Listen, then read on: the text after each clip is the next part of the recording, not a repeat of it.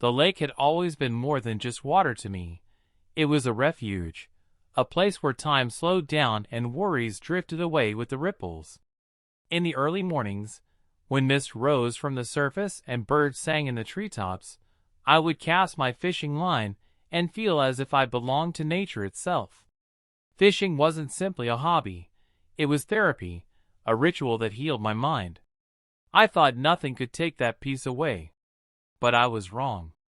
That very lake, my sanctuary, would soon become the stage for betrayal, greed, and the downfall of those who thought they could control everything. When the homeowners association first came into the neighborhood, they disguised themselves as guardians of order and beauty. At first, they enforced small rules: lawn heights, mailbox colors, fence designs. Many neighbors accepted these changes without complaint. But slowly, the HOA tightened its grip. It wasn't about community anymore. It was about control. Their meetings turned into displays of arrogance, and their rules became chains. And eventually, they set their eyes on me and my fishing. For me, fishing was harmless, a line in the water, a moment of silence. But the HOA claimed it was unsightly and against community values.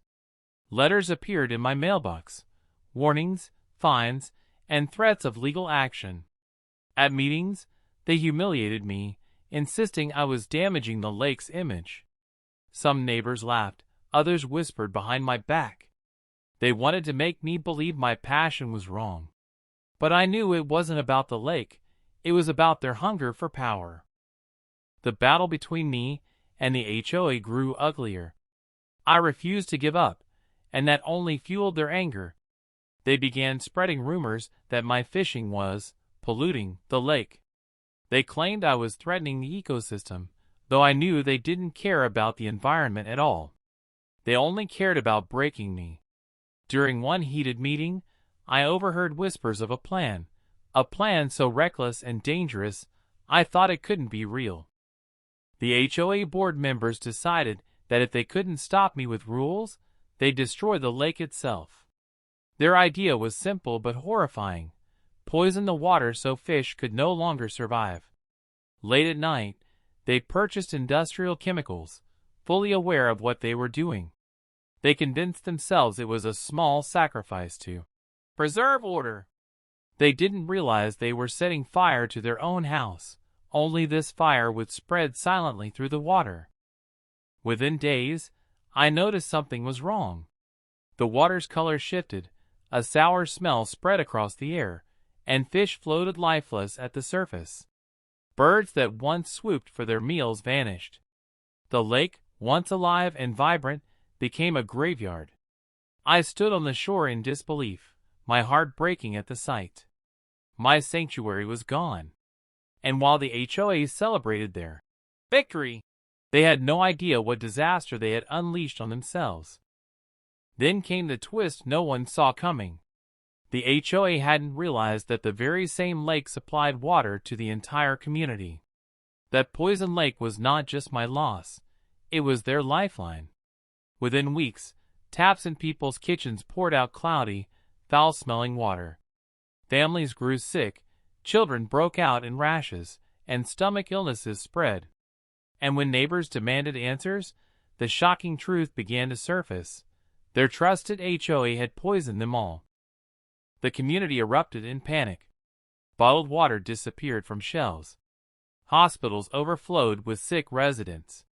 Neighbors who once mocked me now turned against the HOA, furious and betrayed. Investigators traced the contamination back to the chemicals dumped into the lake. The evidence was undeniable, and the HOA's lies collapsed overnight. The people they had ruled over with arrogance now demanded justice with fire in their eyes. Lawsuits piled up. Board members were arrested, facing charges of negligence, fraud, and environmental crimes. In the courtroom, their smug confidence crumbled as witnesses described their conspiracy. They had tried to ruin one man's joy and ended up poisoning their own lives. The irony was almost poetic. They had destroyed the very community they claimed to protect. The HOA was dismantled, and their power vanished overnight. The lake will never fully recover. I still fish sometimes, but the silence feels heavier now, haunted by what happened. What was once a sanctuary carries scars of greed and arrogance. This story is not just about fishing or rules. It's about how power blinds people, how pride destroys them, and how nature always demands a price. The lake whispers a warning to anyone who listens. Those who dig graves for others often fall into them themselves.